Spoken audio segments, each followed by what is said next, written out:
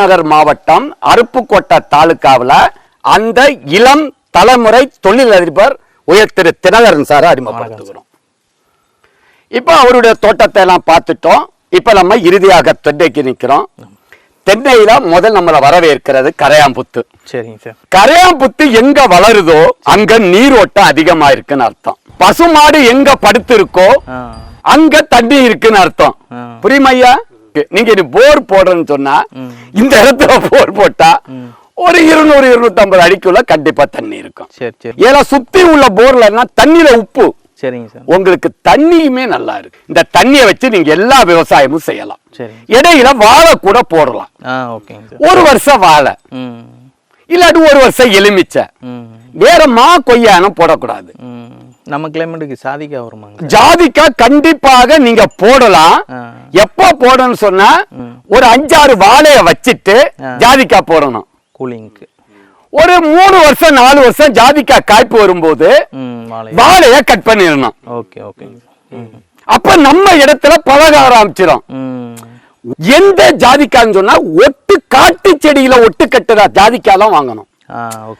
அந்த root stock அதான் பசுமை பூமியில உள்ள கடுக்கா மாக்கன 4 தென்னை மரத்துக்கு கிடைக்கல 2க்கு 2 குழி எடுத்து ஆட்டு புழுக்கைய போட்டுக்கிட்டு வாழை வச்சு 6 மாதம் கழிச்சு ஜாதிக்காய போடுங்க. தென்னை மரத்துல இருக்கலாமான்னு கேட்டா கண்டிப்பா இருக்க கூடாது. பாம்பு வரக்கூடாது சொன்னா உப்பு அள்ளி போட்டுருங்க. சரி, பண்ணிடலாம். நீங்க எப்படி சொல்றீங்களோ அப்படி பண்ணி. உப்பு கண்டிப்பா நீங்க போடணும், சல்பர் உப்பு. சரிங்க. எல்லா தென்னை மரத்துக்கும் கரையான் வராம இருக்கிறதுக்கு 2 கிலோ சல்பர் உப்பு. ஓகேங்க சார். மரத்துக்கு 2 கிலோ. ஒரு மரத்துக்கு 2 கிலோ தூர்ல கொடுக்கணும். ஓகேங்க. கரையாம்புத்து இருக்கிற இடத்துல இத மாதிரி போடணும். இந்த கரையாம்புத்து வந்தா இங்க பாருங்க வேர் மேல வந்துருச்சா? ஆமாங்க சார். புரியுது ஐயா? இப்படி எடுக்க, இப்படி சுலோப்பா தண்ணி தூரு கிட்ட பாய்க்க கூடாது. சரிங்க சார். தண்ணி 3 அடிக்கு வெள்ளலாம் பாயணும். அப்ப முதல் வேலை மண்ணை எடுத்து இப்படி அணைங்க. சரிங்க சார். அதாவது மேல போக கூடாது. இத மாதிரி நீங்க மண் அணைச்சா வேர் தொங்குது பாருங்க.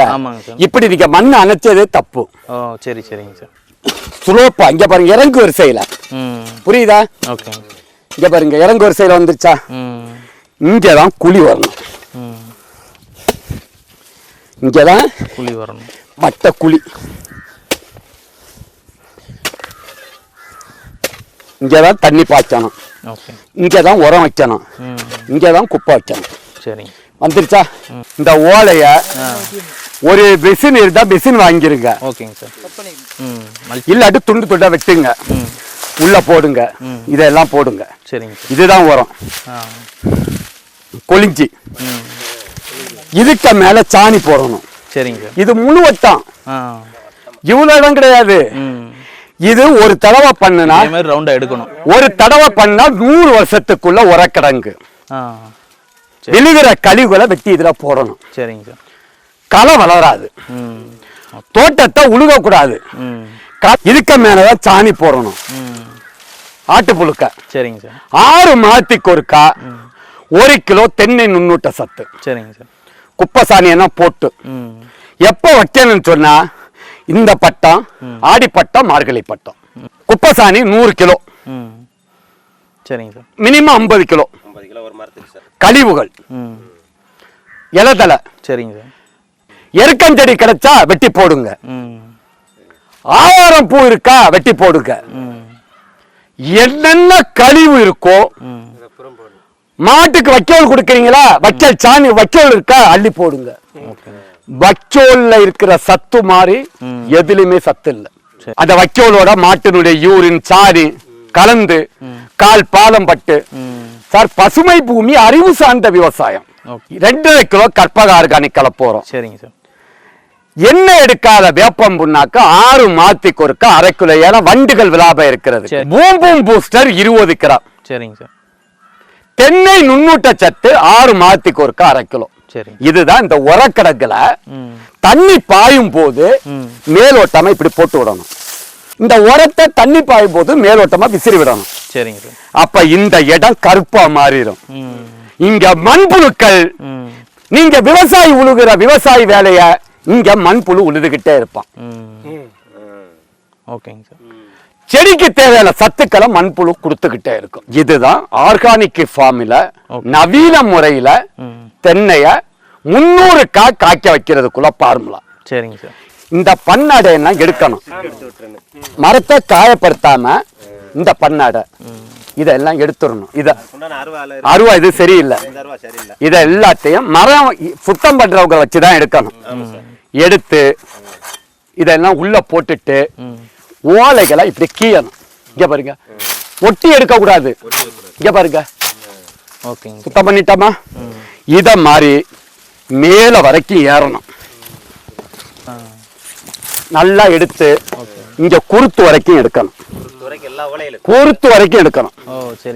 இந்த ரெண்டு, அதாவது இதுல இருந்து 1 மீட்டர் 3 அடி. அப்ப இது 1 மீட்டர், மொத்தம் 6 அடி. புரியுதா சாருக்கு? புரிஞ்சுங்க சார். மேல போடணுமா? மத்த இடுக்குகள்ல 1 கிலோ கல் உப்பு. சரிங்க சார். இங்க பாரு, இந்த மரத்துல பூச்சி விழுந்துருக்கு, வண்டு இந்த பாரு ஓட்ட போட்டுருக்கு, தெரியுதா? இங்க இருக்க நல்ல காலம் சார், கடவுளுடைய கிருபையில இந்த மரத்தை இது சிவப்பு கூண்டு வண்டிக்கு ஓட்ட போட்டு உள்ள போச்சு, தெரியுதா? இது இன்னும் 1 மாதம் விட்டு இருந்தா இந்த மரம் செத்து இருக்கும். இது வராம இருக்கிறதுக்கு தான் நம்ம களை எடுக்கிறது. உரக்கடையில அலுமினியம் பாஸ்பைடுன்னு ஒரு மருந்து இருக்கும், ஒரு மாத்திரை. இந்த மாத்திரை இங்க பாருங்க உள்ள போகுது, தெரியுதா? இங்க பாருங்க, இங்க பாருங்க, இங்க பாருங்க உள்ள போயிட்டே இருக்கு. இது புகைக்க வச்சிடலாம். 2 மாத்திரை அலுமினியம் பாஸ்பைடுன்னு இங்க லோக்கல் அருப்புக்கோட்டையில இருக்கும் உரக்கடையில. இன்னைக்கு அந்த 2 மாத்திரையை எடுத்து தண்ணீர நனைச்சு, 2 மாத்திரை 3 மாத்திரை உள்ள போட்டு ஒரு குச்சியை வச்சு குத்தி மேல சிமெண்ட் போட்டு பூசிருங்க. நீங்க இதுக்கு ஏதாவது ஒரு ஐடியா சொல்லுங்க. இதுக்கு ஐடியா வந்து இப்போ நீங்கள் சொல்கிறது என்னென்னா, தண்ணி காரணம் வந்து தண்ணி வந்து தூரில் படக்கூடாது. 2வது என்னென்னா, நான் வந்து மலேசியாவில் வந்து 9 வருஷம் ஃபார்ம் ஹவுஸில் தான் வேலை பார்த்தேன். அங்கே வந்து பப்பாயா, அதே மாதிரி தென்னை மரம், கொய்யா, துரியன், அங்கே உள்ள பல வகையில் நான் விவசாயம் பண்ணியிருக்கேன். இப்போ ஒரு கொய்யா மரம் நாங்கள் வச்சாங்கன்னா ஒரு இதுலேருந்து 6 மாதம் வரைக்கும் எந்த ஈல்டும் கிடைக்காது. ஆனால் தண்ணி எக்காரணத்தை கொண்டு வாரத்துக்கு ஒரு தடவை தண்ணி விடுவோம். நாங்கள் தண்ணி வந்து நல்லா கொஞ்சம் காய விட்டு தண்ணி விடுவோம். தண்ணி அதிகமாக விட்டாலுமே செத்து போவோம், அது ஒரு பிரச்சனை இருக்குது. உரம் வந்து இங்கே மாதிரி நாங்கள் போட மாட்டோம். ஒன்று தண்ணியிலே கலந்து விட்ருவோம், லிக்விடாக அதிலே கலந்து விட்ருவோம். அப்படி இல்லைன்னா நாங்கள் 4 பக்கம் குழி எடுத்து குழியில் போட்டுருவோம். இப்போ அந்த மாட்டு சாணங்களாக இருந்தாலும் சரி, அதே மாதிரி மற்ற உரங்கள் பாச்சா உரம், அங்கே உரம் சொல்லுவாங்க, அந்த மாதிரி உரங்களாக இருந்தாலும் சரி குழி தான் போட்டு குழியில் அரைக்கிறோம். மறுபடியும் மம்பட்டியை வச்சு நாங்கள் மூடிடுவோம். அது அதே மாதிரி களை இந்த மாதிரி எடுக்கிறா இருந்தாலுமே நான் களை எடுத்து அந்த மண்ணை அணைச்சிருவோம். தூருக்கு வந்து கண்டிப்பாக நாங்கள் மண்ணை அணைச்சிருவோம். அப்படி தான் இது வரைக்கும் பண்ணிகிட்டு இருக்கோம். தென்னை மரமாக இருந்தால் நாங்கள் தென்னை மரம் அங்கே நாங்கள் விட்டதுலேருந்து எப்படி பார்த்தாலுமே மரத்தில் இருந்து அந்த இலை கடைசியாக எங்கே போதோ அது வரைக்கும் வேறு இருக்கும். அப்போ நாங்கள் அது வரைக்கும் கூட நாங்கள் வாய்க்கால் எடுத்து கூட நாங்கள் அதில் கூட தண்ணி விட்டுருக்கோம். எங்களுக்கு வந்து ட்ரைனிங் கொடுத்தது அங்கே மலேசியா, சீனா வந்து முதல்ல. எவ்வளோ கருத்தை சொன்னார். அடுத்து இன்னொரு விஷயத்த சொல்கிறேன் சார். ஒரே ஒரு விஷயத்த விட்டார். மண் அணைக்கிறது செடி காற்றுல சாயாது, எவ்வளோ காய் இருந்தாலும் தாங்கும். இன்னொரு விஷயம் என்ன தெரியுமா? மேல் மண்ணு தான் சத்துக்கள் நிறைந்தது. மேல் மண்ணை தூருக்கு அணுங்க, அடிமண்ணை எடுத்து வரப்பு கட்டுங்க, உரம் வைக்காட்டும் செடி கொலையா காய்க்குங்க. ஏன்னா விவாஸ் அங்க சீனாக்காரன் மலேசியாவுக்கு ஐடியா கொடுக்குறான், இங்க பசுமை பூமி நிறுவனர் இந்தியா விவசாயிகளுக்கு ஐடியா கொடுக்குறேன். பூஸ்டர் போட்டா வறட்சியை தாங்கும், பூச்சி நோய்க்கு எதிர்ப்பு திறன், காய்கறிகள் டேஸ்டா இருக்கும். ஆல் இன் ஒன், எல்லா பயிர்களுக்கும் மட்டுமே உள்ளடக்கியது.